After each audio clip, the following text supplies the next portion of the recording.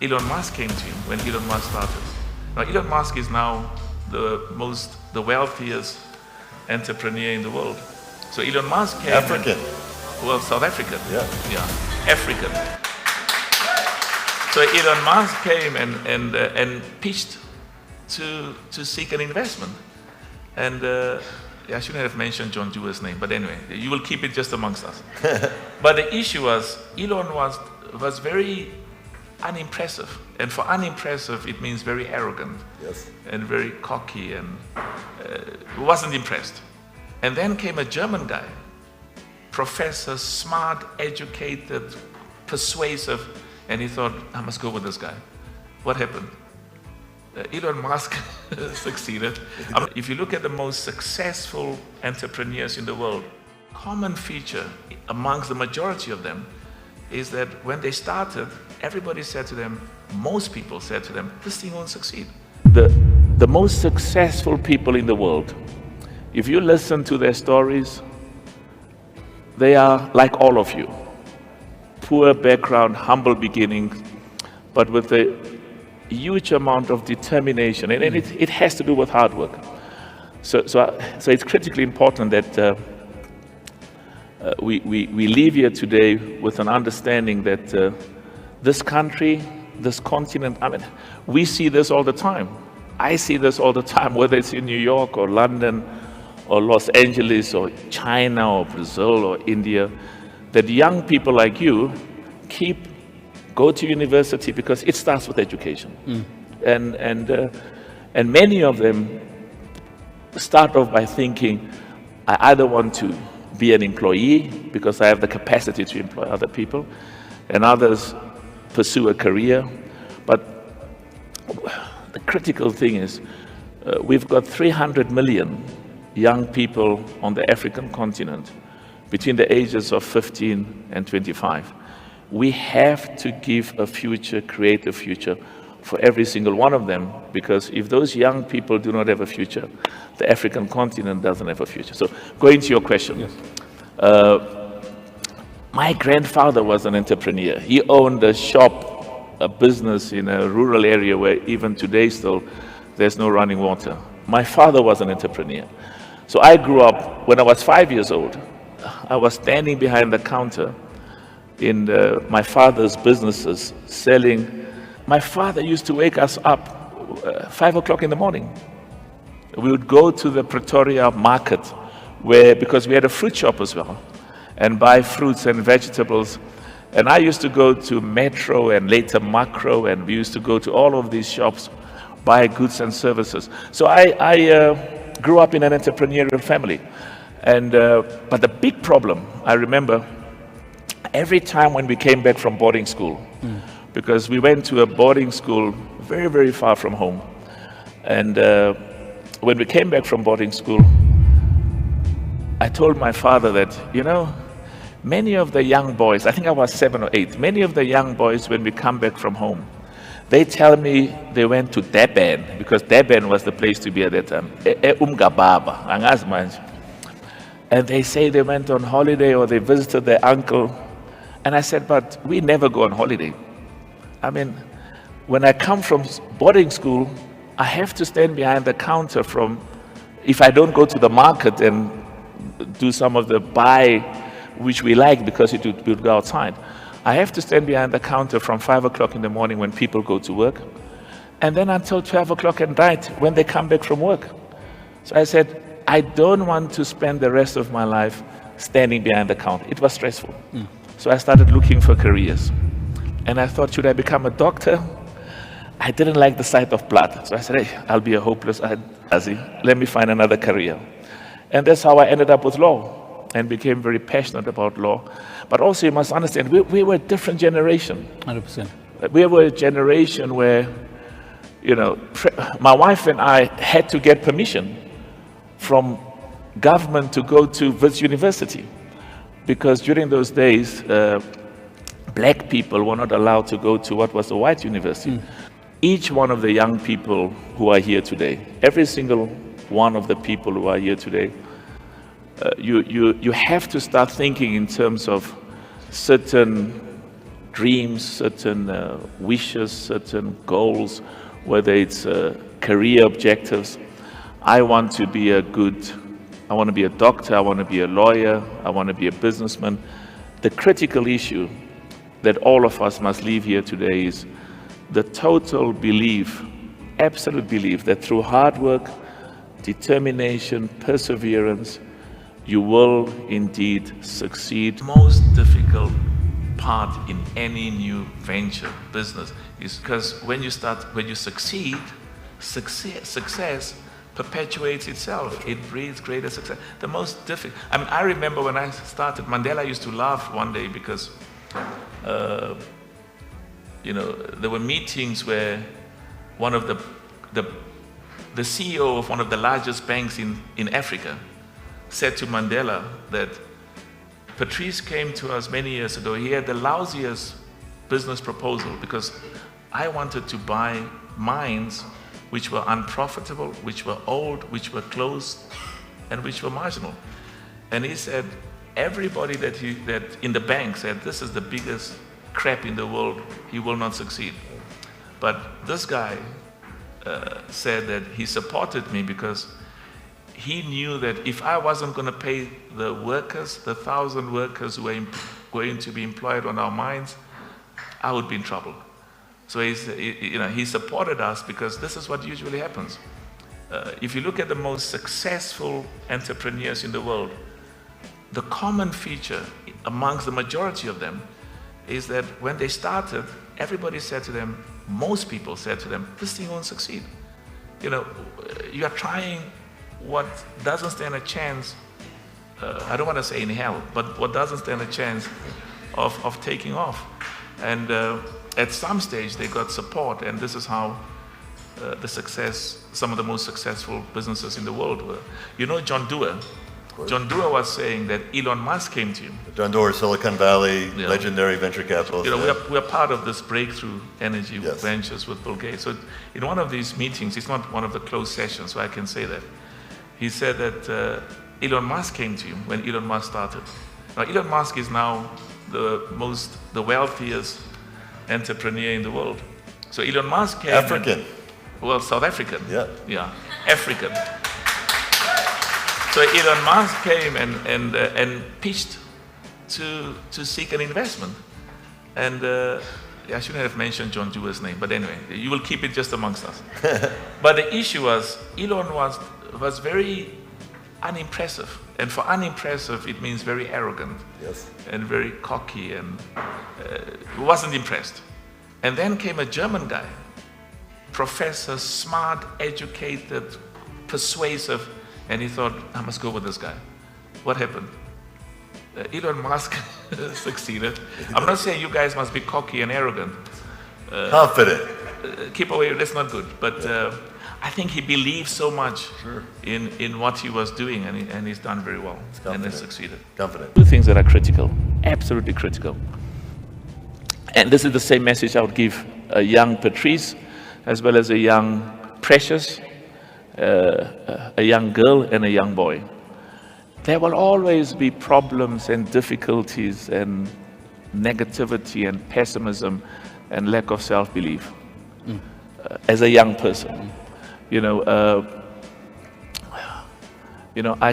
was born in Orlando, in Soweto. So what I'm saying to the young Patrice, you've got to believe in your capacity to achieve at the highest level. So the young Patrice, the young Precious, the young Spongile, the young Sipho, the message I give to him is, don't let your circumstances, you live in an informal settlement at home, big problems, your mother or your father is not employed, you go to school and the school infrastructure and facilities are not very good. You live in an environment where there's high unemployment, or you are at university and there are difficult times because you don't have the resources, the skills to pursue, you don't have the resources or the support to pursue your educational success, or you finished university and have been looking for a job for quite some time. What Dr. Precious was talking about, you spent all of your years studying and believing that that I will build a future, because the truth of the matter is, indeed, absolutely correctly, education is the foundation for all success. You finish at university, but you cannot find a job. And so you've got all the reason to be demotivated and uninspired. That's reality. But you have the capacity to significantly change that reality from difficulties to lack of motivation and almost lack of self-belief, to continue to try and get a job, pursue job opportunities, and persevere. And when you do find that job, work very hard that you distinguish yourself. So when it's time to look at promotions, you are always amongst the top. If you believe that you can start your own business, try and engage those institutions, because when I was president of business in South Africa, and in fact even as a young boy, the biggest problem, the single biggest problem for young entrepreneurs when they want to start a new business is access to finance. Access to finance. And when they get the finance, historically the interest rates were excessive. So you spend the rest of your life paying off the loan, but you can never really pay it off so that you are the owner of the business. So in conclusion, I absolutely have no doubt whatsoever, no doubt, that many of these young people in this room, and just understand that this is not a sprint, this is not a short-term race that we are busy with. This is a long-term process, journey. It's a marathon. And you hear this all the time, but it is absolutely correct. Keep working hard, keep believing in your capacity to realize your career objectives, to become an employer, to become an entrepreneur. Keep at it. There will be moments of difficulties. In fact, there'll be moments of failure. Yeah. When you ask yourself, I mean, when I started my businesses, we bought mines that everybody said, but I mean, how can this guy buy mines that are unprofitable, that are marginal, that are old, that are being closed? And the president of the mine workers, they had about 350,000 workers at the time. He was a very good friend. He then went and in the newspapers, the headline of the newspapers, I know because Precious showed me, the headline of the papers were, Patrice MOTSEPE buys dead dogs. Dead dogs.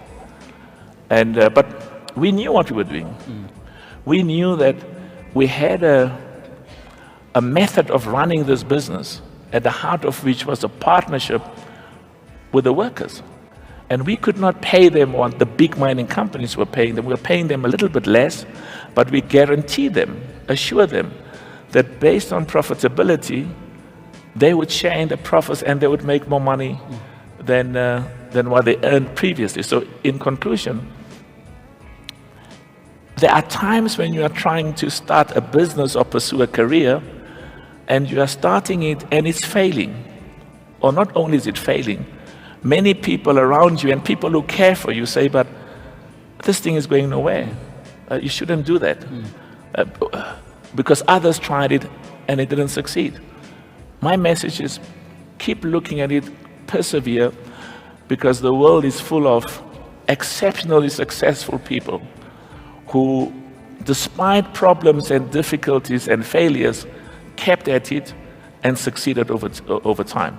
So I'm absolutely confident that keep hope alive, be optimistic, stay positive, believe in yourself, and believe in the capacity of what you are pursuing and the potential for what you're pursuing to succeed. We mustn't all want to become entrepreneurs. That's incorrect. We mustn't all want to become doctors. That's incorrect. We mustn't all want to become engineers, and those things are very important. We must become that which we enjoy the most.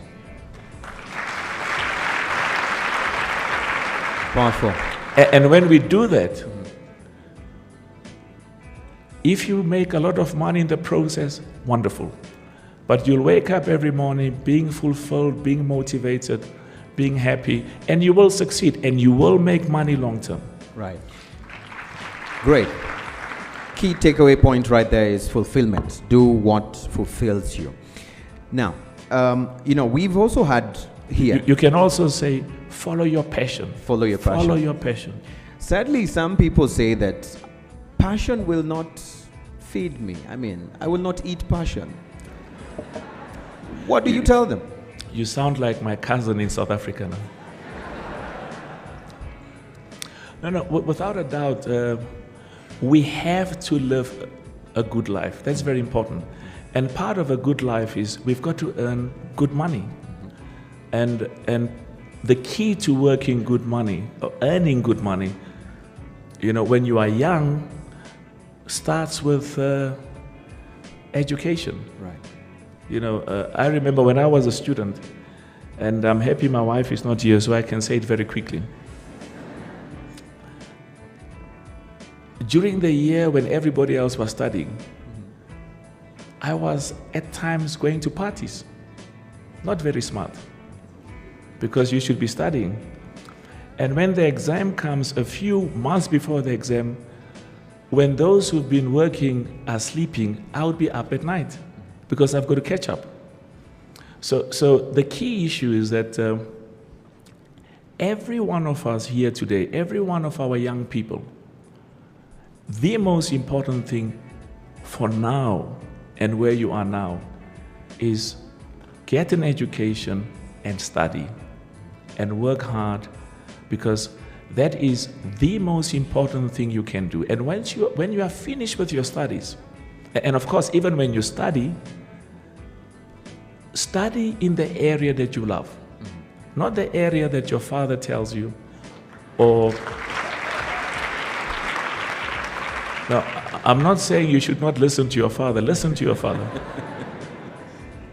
But I'm saying, or even worse, don't become an engineer because your father was an engineer. Become that which excites you the most, and as you say, you will succeed, because make sure that if you become, for example, a doctor, you become the best doctor. Right. And you will, in that process, earn more money. Right. And live, as you say, money is important to live a good life, and you will make money. Right. Sometimes you can get overwhelmed in terms of where the world is and where the world is going, and what you should do, how you should position yourself. I want to leave this meeting with maybe two messages. Number one is the impact of technology on the way we live, on the way we work, on the way that we conduct our businesses and operate our businesses is astronomical. And the best tool, the best message, the best advice, and I think it's more than a message and an advice, it's the issue of we have to provide the infrastructure, the resources to allow every single young person to acquire technological skills, to get exposed to what is called the fourth industrial revolution. Because I tell you, every time I go to Silicon Valley, every time I go to America, and every time I go to other parts of the world to see how technology, Dr. Precious is working on, there's a partnership between the MOTSEPE Foundation and the Milken Institute. And And this is one of the most successful entrepreneurs in America. But at the heart of that is to use technology, and the first project was, it's technology and entrepreneurship. And by using technology, how can we increase productivity in agriculture? How can we use technology to make businesses more profitable and more productive? How can we use technology to provide greater access to education with COVID-19? How can we use technology to provide better quality health services, health infrastructure? How can we use technology in the context of the migration of hundreds of millions of people worldwide from the rural areas to the urban centers? 10, 15, 20 years from now, a disproportionate amount of the world population will be in the urban areas. And I think Africa will have maybe 20 to 30 of the largest urban centers in the world. So we have to teach our children at a very young age computer literacy and encourage them to focus on maths and science as well as technology and entrepreneurship. Now, the mistake the world does at times is they don't appreciate that the art is also critically important.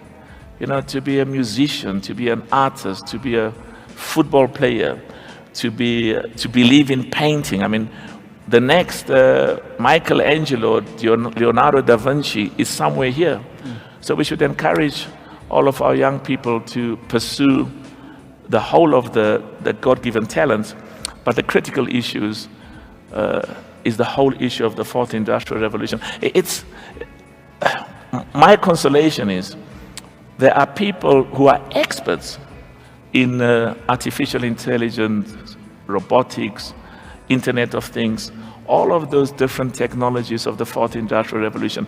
They themselves at times emphasize that they are learning and that this is a process that is changing all the time. But the one thing that they accept is every country in the world, all of our young people must acquire technology skills, must be part of the fourth industrial revolution. It's a long-term learning process, and use those skills to develop themselves, to develop their countries, the best place to live in the world. Many of the businesses that are going to be started by the young people who are with us here will not succeed. This is a very small amount of businesses worldwide, entrepreneurial ventures, startups, very small percentage succeeds. But where America leads the world, and it's a culture we should bring into Africa, which is different from Germany and Europe, is that in America, if you do not succeed, it's not the end of the world. Sometimes it's almost, I don't want to say they encourage you to fail, but they encourage you to keep trying. In Germany and in parts of Europe, the world comes to an end. And they almost tell you, you know, we knew that you were not going to succeed from the very beginning, so let go of it. So the key issue for us is to encourage many of our young people to keep at it. The problem that we have also is we also have to be realistic. I mean, I've heard people 20, 30 years ago say, it's Africa's time, it's Africa's time. I mean, there's some exceptional things that have happened, but in relation to what can still happen, there are huge opportunities. But two quick issues. In America, you've got infrastructure, you've got support for entrepreneurship, you've got facilities, you've got role models, you've got entrepreneurs themselves who are consistently looking for encouraging new ventures. There are challenges in Africa, and we have to deal with those challenges. One of the ladies was talking about, if I want to travel from Nigeria to some other parts in West Africa, in East Africa, I've got to go to Europe first before I go down. I was at a meeting a few years ago with the minister. You know, we were leading a trade delegation to the Democratic Republic of Congo. The Minister of Finance said, my children are studying in South Africa at UCT. To send money to them, to wire money, I've got to wire the money to Europe and from Europe to Africa. So we've got to invest in infrastructure, invest in resources, invest in making more financing available, but more importantly, encouraging as many young people as possible to start the startup. Start the startup. Let me use another word. Begin the new venture. Let's make things happen. Because sometimes we've got these brilliant ideas. We talk about some of the things we intend doing, which is wonderful. But the urgency now is to make things happen. Get going. Invest.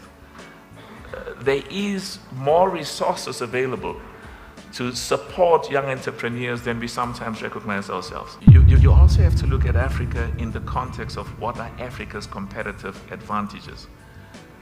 We shouldn't compete with the rest of the world at this stage in areas where they are 10, 20, 30, 40 years ahead of us. Tourism in Africa is world class. Agriculture, exceptional opportunities. Fintech in Africa, exceptional opportunity. Education, technology, exceptional opportunities. Agriculture.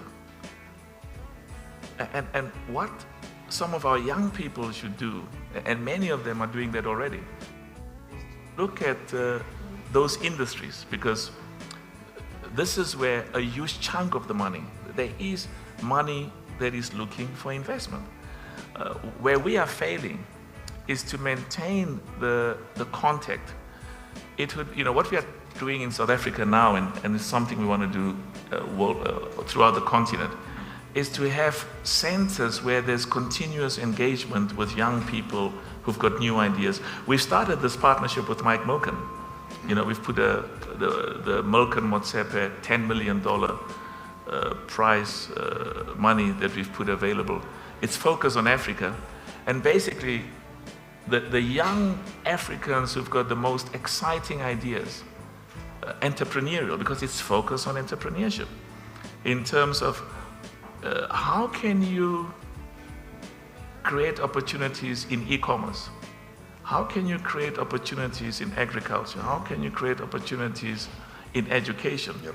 And we're looking for the smartest, best ideas in the world, and we've received more than 1,000 from Africa, and the money is available. There is money that's available for VCs or venture capital opportunities. In fact, for any opportunity, the only proviso is it's got to be profitable. And the opposite is true as well. There's no money available for good ideas that are not sustainable and that are not profitable. That's right. That's right.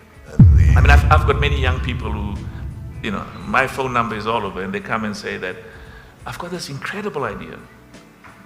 I've got this app, amazing app, and some of our young people are very eloquent, and we engage with them and say, we've got many people who look at these opportunities. A significant amount of those ideas, new opportunities, are not profitable. But you shouldn't be discouraged, because this time you came up with an opportunity or with a venture you want to pursue that is not profitable. Try something else. Let's start all over again. I've had so many failures, and thank God I saw my father having challenges in his business and overcome them.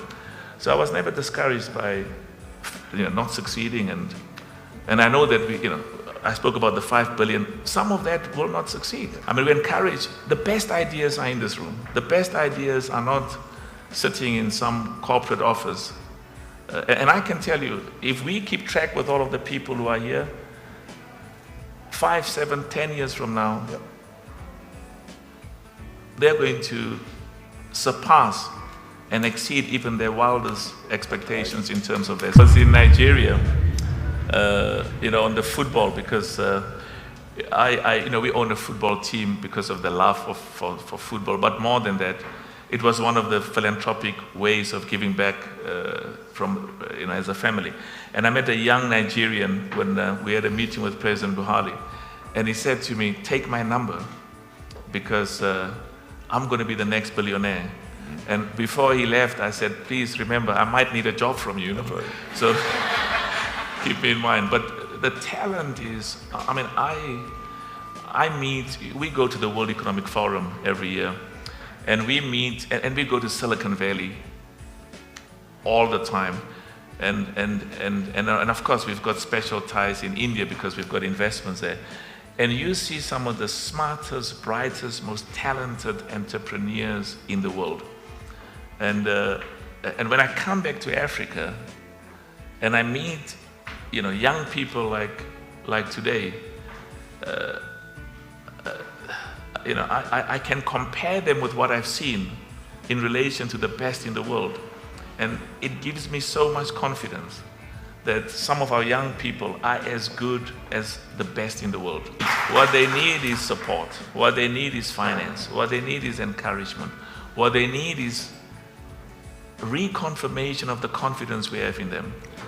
That's critically important. I always knew that entrepreneurship, starting businesses, building businesses, getting partnerships, and the issue that I also learned is, two things. At a young age, I was told the customer is always right. The customer is always right. So I would stand behind the counter and somebody would say, I want Coca-Cola. And I would say to them, why don't you have Pepsi? No, I want Coca-Cola. Now, they tasted the same for me, but it taught me that follow the desires, the preferences of the customers. And what is more important is, and also focus on profitability, critically important. What we do through the Motsepe Foundation is part of the duty we have as a family. We are what we are as a family because of thousands and thousands of people and millions of people of this country, but many who believed in us, who supported us. And there were times when, when I went to America to work in America, I was amazed because there were people in the firm I practiced with who said, but we think you've got special qualities. And I looked behind me to see who are they talking about, And they said, no, but you've got potential, you are bright. And the firm I was with, so all of us must continue to give every single young person in this country, give them a sense of confidence, a sense of self-belief, a sense of hope. Absolutely. And I've got no doubt that many of these young people will be amongst the most successful entrepreneurs, and those who want to pursue careers will be amongst the most successful careers that this country and this continent has ever seen. No country in the world has built a world-class economy based on aid or based on donations. You've got to focus on trade, you've got to focus on partnerships, you've got to focus on entrepreneurship, and that's why this whole African continental free trade area is one of the most exciting. I just want to tell you a quick story. We have a mine in Zambia. We spent about $700–800 million building a copper mine in Zambia. So they took me in a helicopter before we started the mine. And I was flying in that helicopter from Zambia, at the border between Zambia and the Democratic Republic of Congo. I mean, I saw 5, 7, 8 kilometers of trucks on both ways, waiting to cross the border. I mean, it's incredible. Yeah. I mean, if I'm in Europe, and I'm in Germany, or I'm in France, or I'm in Italy, I can travel freely, unimpeded.